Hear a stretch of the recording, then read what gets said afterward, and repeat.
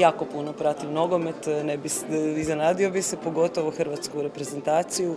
Bila sam čak na par tekmi u Rusiji i ono mi je bilo sjajno što su napravili.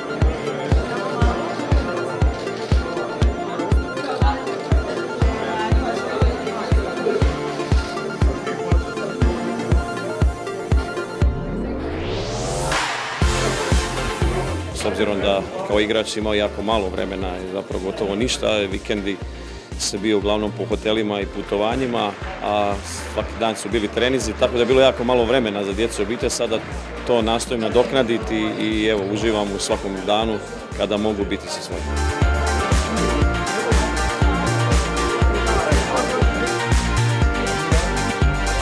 Zapravo doli u Splitu više manje svi kad se rode, bar u moje vrijeme, odmah nekako, znaš kako se kaže, prije bi protrčali za balonu nego prohodali.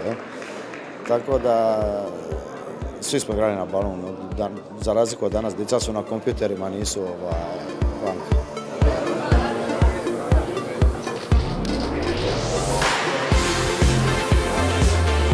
Zaista je predivan osjećaj biti ovdje, pogotovo, jer mislim da pogotovo ljudi koji imaju mogućnosti da pomognu, da bi trebali što više sudjelovati od takvih akcija, što više pravi takvih akcija i zaista, pogotovo kad se radi, da pomažeš ipak djeci, onima koji je to potrebno, jednostavno je velika čast biti ovdje.